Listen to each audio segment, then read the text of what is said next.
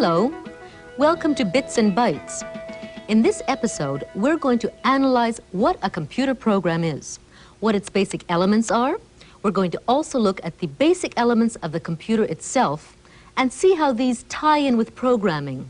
We'll start by getting Billy Van to write a very simple program. Okay, how do I do that? Tell the computer to print your name. All right.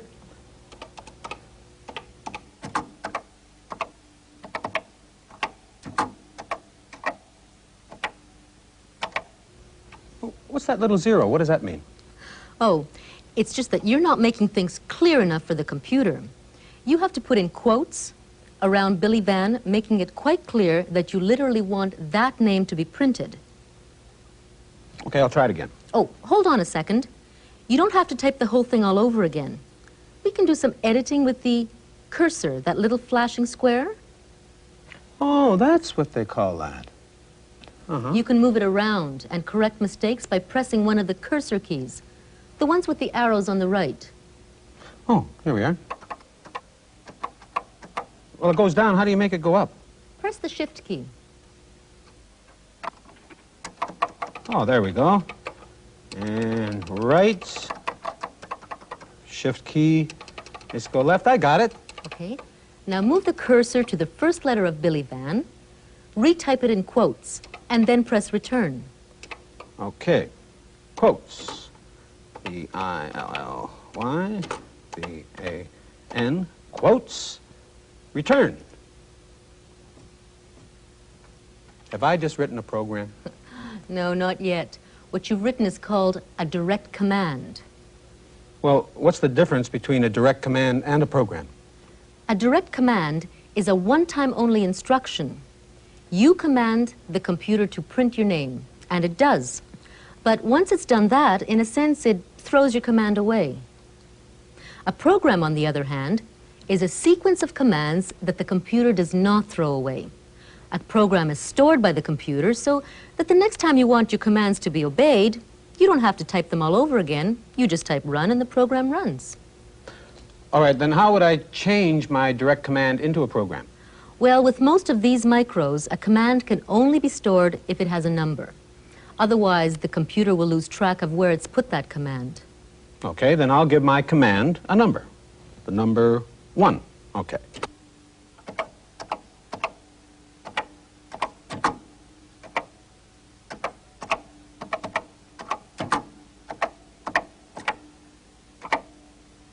Return. Oh, wait a minute, it didn't obey me. And it won't until you type run. Oh, all right. R-U-N. Hey, I see. Congratulations! You have written your first computer program. Do you mean to tell me that this first line is a complete program? Yes. Now, it's probably the world's shortest program, but it is a complete program. Well, you have to admit, not too bad for a beginner. Mm-hmm. But it seems to take so long to tell a computer how to print my name. I mean, I could print it faster myself. Ah, but how many times could you type your name before you got tired?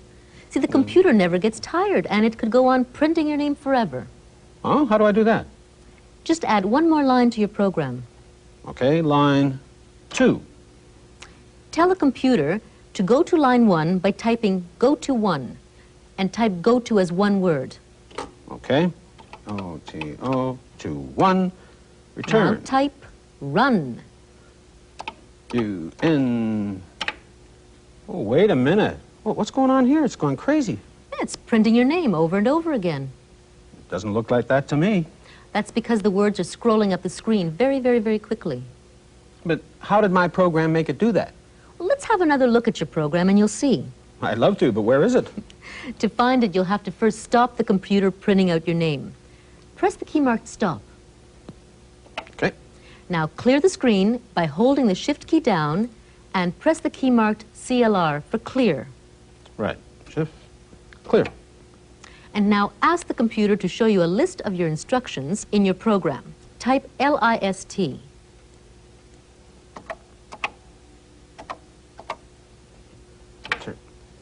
There it is.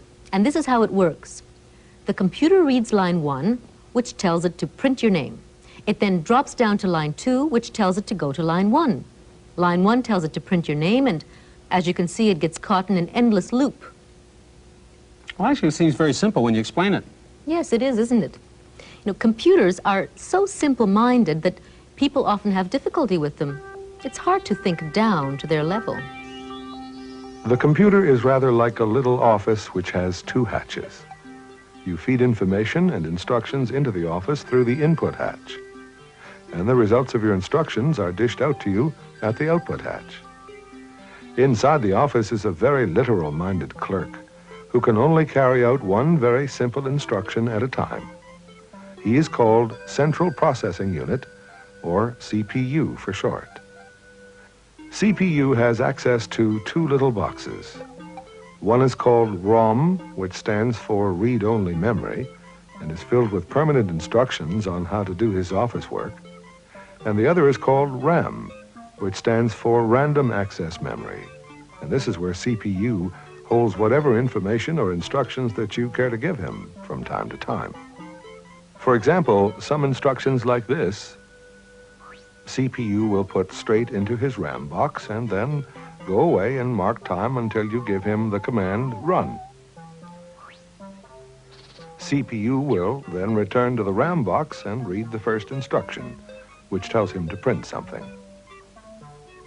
CPU promptly nips across to his ROM box and looks up how to print. Then he prints something and gives it to you at the output hatch. Next, CPU trots over to his RAM box again and reads the next instruction, which contains the command go to. Back to the ROM box to find out how to go to, then go to instruction number 1 in the RAM box, which tells CPU to print something. Then it's over to the ROM box to find out how to print, because CPU has forgotten already. Then he prints something and gives it to you at the output hatch. Then back to the RAM box to read the next instruction, which contains the order go to. Of course, he's forgotten that, so over to the ROM box to find out how to go to. Then go to instruction number 1 in the RAM box, which tells CPU to print something. Then back again to the ROM box to find out how to print, and so on and so on and so on. The only thing that keeps this dim-witted little bureaucracy in business is that CPU moves with lightning speed. So fast, in fact, that he can give you the illusion that you're dealing with a very clever outfit indeed. You no sooner ask for something than it's done. The naive reality behind this illusion is hidden from you, because all that this office consists of is CPU and his two memory boxes, ROM and RAM, and the input and output hatches. And that's all that any computer consists of. And even this can be reduced to 3 basic elements when you come right down to it: input, output, CPU, and memory. Let's see, input, output, CPU, and memory. You know, it all seems pretty simple. It's simple, but it's also very powerful. With those 3 basic elements, the computer can do a lot of different things. And up to this point, we've only seen how it repeats information. But it could carry on a sort of dialogue with you if you like. Why don't you load that disk beside the pet, and you'll see. Okay.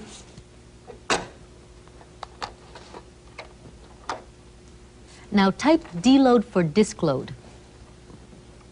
And the name of the program, word hunt. Type a quote sign and then word hunt, all one word. Okay, quote. T, return. And now I type run. Mm-hmm.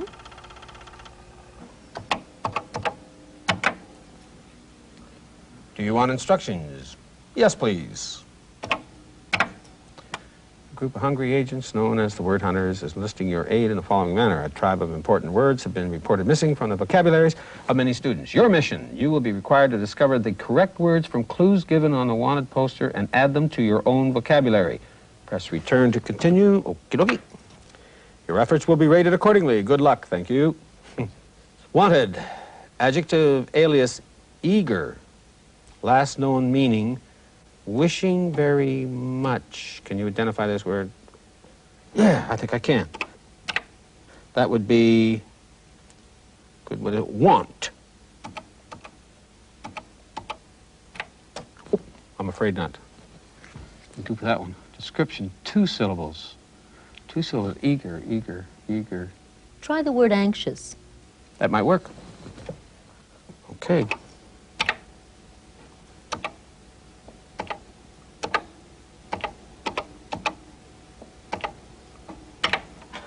Thank you.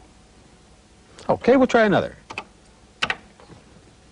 I wanted a noun, alias glen. Last known meaning low land between a hill. Glen, valley. Let's try it. Yes, I think I know it. V-A-L-E-Y.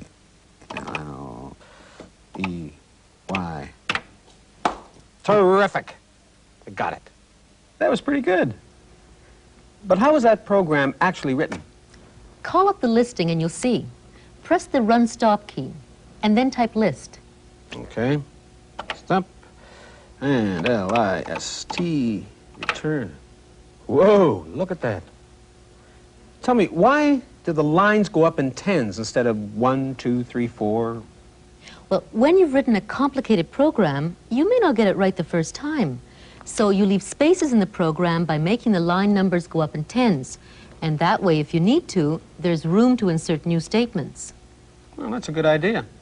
But you know, I'd have to be a computer expert to write an elaborate program like this. Yes, that program would take some experience to write. But you know, you'd be surprised at the different types and ages of people getting involved in computer programming these days. I was about 16 or 17 when I was first introduced to computers. I'm 73. I'm going to be 8 next month, August 13th, right after my mom's. I got started late, 9th grade. 64 and a half. Computer Town is a number of things. Mostly it's a spirit. There's a Computer Town site anywhere that people have set one up. They're in libraries, in public schools, in community centers, in recreation centers. It's grassroots in that it's community-based. I think there are about 40 Computer Town sites in the United States and about 40 in Great Britain, and then in a few other countries in Europe. It's providing access to equipment and know-how for anyone. Our youngest classes are for 7-year-olds to 9-year-olds, and then we teach up to 12-year-old. Anybody who's over 12 is an adult. I have 80-year-olds in my class, middle-aged, young, just about the whole spectrum. Anybody who's capable of sitting up at a computer can take one of our classes. The type of person who generally takes our classes is not scientific. The most common in the adult classes will be housewives, then businessmen who want to know about computer systems. They're thinking about getting them for their offices. Then elderly retired people who just want to keep up with what's going on. And then a few younger students in the high school age who want to go beyond what they're learning in high school. Generally, we keep everything on a non-mathematical level, usually dealing with words rather than numbers. And I think people find it not too difficult and a lot of fun. I mean, we are oriented to going at their pace. I took the course initially because I work with children in the school system who have learning disabilities. And I thought that getting them involved with something as challenging and interesting as a computer might help expedite their learning. I work at a bookstore that has just gone on the computer, and we've had lots of problems with it, and I think that the people that use it don't thoroughly understand what they're doing. And so I thought it would be a lot better if I got some instruction, and it has helped already. I think that we will get to the point where everybody will know how to use a computer just like they know how to jump on and ride a bicycle. It'll become a part of daily life. Well, I think it's a lot easier for the kids than it is for the older people. They pick it up so much faster than we do, and I think that's interesting. The adults are intimidated by this machine at the first class. They want to know what happens before they hit that enter or return button. They don't quite understand how it's all working at first, and they want to know. The young children usually are students themselves. They won't wait for you to tell them to turn the machine on. They will immediately begin exploring it and hitting the keys and the buttons. They won't ask what happens before they try it. They'll just do it. They're quite fearless. I'm just learning how to program. They have these little, like, microchips in them. It's really neat to see the seniors working with the computers. In a sense, the seniors are more like the kids than they are like their grown-up children. The seniors are old enough to forget about what it feels like to be a fool. They're willing to be fools, and they get in there and they try things. As far as I know, we are the only place in the United States, which probably means the world, where there's a class of computer teaching or computer understanding for senior citizens. We started this class with the idea of really not so much teaching senior citizens to learn how to be computer programmers as continue to think, continued learning. I firmly believe that the closest thing we'll ever get to the fountain of youth is keeping your mind alive, continued learning. I think the main things is the enthusiasm that I see from the students from learning computers, realizing it is something they can learn and something they can conquer, and it's really not a mysterious device. It can become a very useful friend that will do much to make their life easier and more pleasant. I started when Matt came here and sat down and started poking around and found out that it was a lot of fun.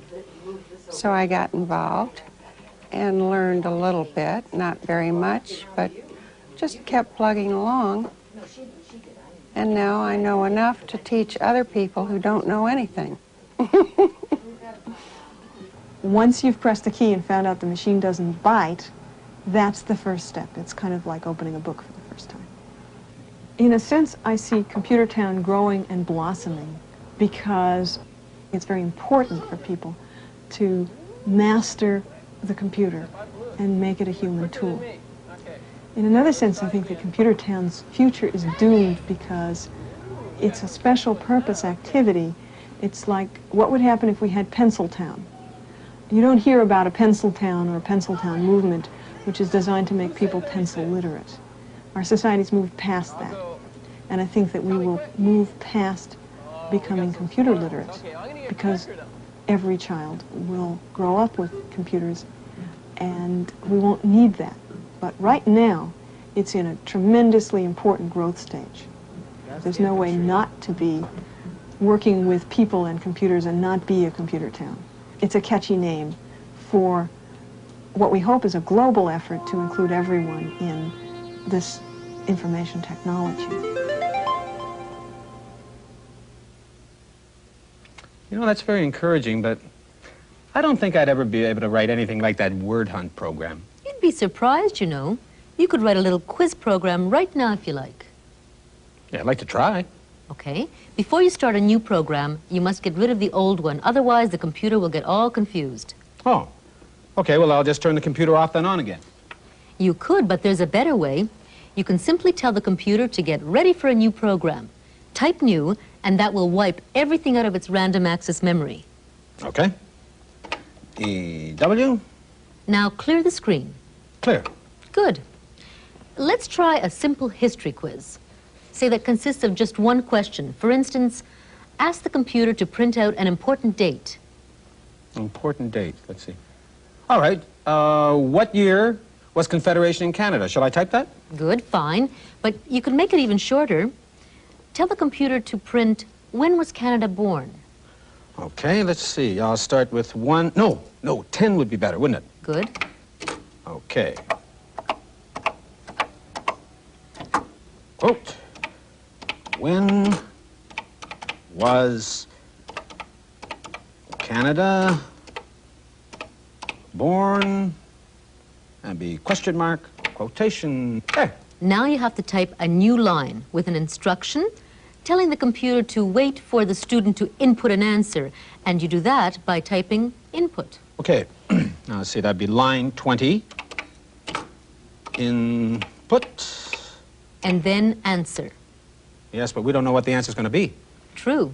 So just type any letter which can stand for any possible answer. Okay. A for answer. Good. Now we want the computer to look at whatever answer has been typed in and decide what to do with it. Oh, but there could be thousands of answers to this one. We can arrange things so that the computer only has to take care of 3 possibilities. The correct date, a date that's too early, or a date that's too late. That's logical. Well, it's a logical machine after all. Let's make your next line deal with an answer that's too early. And for this, you're going to need the symbol that stands for is less than. It looks like a V on its side pointing to the left. Oh, here it is right here. Now type 30. If A, for answer, is less than 1867... Okay, line 30. If A is less than 1867... Then print... Then print... Then some reply from the computer, telling the student that the date typed in is too early. Just the word early. In quotes with an exclamation mark will do. Quotation, E-R-L-Y, exclamation point. Ah, what now? You need to tell the computer to wait for another answer from the student. Oh, well then I type input A again. Now remember, you've already got that. So, just send the computer back to line 20. Type a colon to show that a new instruction is coming up. Okay, colon. And then go to 20. Go to 20. There we are. Let's review what we've done so far. Line 10 tells the computer to print the question. The computer then goes to line 20 that tells it to wait for an answer. Next, it goes to line 30, which tells it that if the answer is less than 1867, then it must print early and go back to line 20 to wait for another answer. Wait a minute. What if the answer is not less than 1867? In that case, it automatically drops down to the next line. Which is? An instruction telling the computer that if the answer is greater than 1867, then it must print, let's say, late, and go to line 20 again to wait for another answer. Okay. Wait a minute. Don't tell me. The sign for is greater than is a V on its side pointing to the right? That's it. Okay. I think I can handle line 40 all on my own. Line 40. If A is greater than 1867, then print quotation late exclamation point quotation. Don't forget the colon. Don't forget the colon. There we are. And go to 20. That is terrific. Oh. Yeah, but my program isn't finished yet, is it? Not quite. There's the third possibility. You must tell the computer what to do if the student gets the correct answer. Okay, that'd be line 50. If A equals 1867, then print very good? Well, you could type all that, but remember we've eliminated all the answers that are too early or too late. There's no if about it. The computer can only get to line 50 when the answer equals exactly 1867. Just type print, very good, in quotes. Okay. Print, quote, very good, quote. That's the end of your history quiz. Shall I run it? It's all yours. Okay. R-U-N. Okay, now here we go. When was Canada born? Okay, computer, we're going to put you to the test here. Let's say 1492. Early. Yes. Let's try 1969. Late. Right. Now let's try 1976 is late. And now we'll see. 1867. Very good. It worked. You know, it's as if the computer understood my wrong answers. Yes, but of course, that's an illusion. The computer understands nothing. You must spell out every tiny step. If you ran out of milk, all you'd have to say to even quite a young child is, please fetch me some milk. Give them the right change, and sooner or later you'd get your milk. But if you had to get a computer to run errands for you, it would be a different story. Unlike the little boy, it wouldn't know where to find milk. So first of all, you'd have to tell it to go to the nearest corner store. But of course, it wouldn't know what to do when it got there. So then you'd have to tell it to look for the milk in order to be able to answer the question, is there any milk in the store? But even if the answer were yes, the computer still wouldn't know what to do next. You would have to tell it to buy some of this milk and bring it home. And if the answer to the question, is there any milk in the store, were no, you'd have to tell the computer to go to another store and look for the milk in order to answer the question, is there any milk in the store? If yes, buy some and bring it home. If no, go to another store, etc., etc. If there happened to be a shortage of milk in your neighborhood, the computer could find itself caught in an endless loop, going from store to store ad infinitum. This is the first basic operation performed by a computer program, repetition. And here is the second basic operation performed by a computer program, yes, no decision. The inner workings of all computer programs, however complicated they may appear on the surface, are all variations on these two basic themes, repetition and decision. So that's how computer programs work. Yes, they aren't really so difficult, are they? Let me think. Now, maybe I could elaborate on my program. Now, let's see. If the date... And while Billy is polishing up his program, let's see what's coming up in our next episode, which is about what a database is and how it works. When a large collection of data is organized systematically, it is called a database. In other words, a database is a filing system. Storing information in the computer. We'll look at how a disk is formatted. It usually consists of dividing the disk into a number of tracks. Until then, I'm Luba Goy for Bits and Bytes. Oh yeah, I'm Billy Van, and I'll see you next time. This is starting to work. It's great.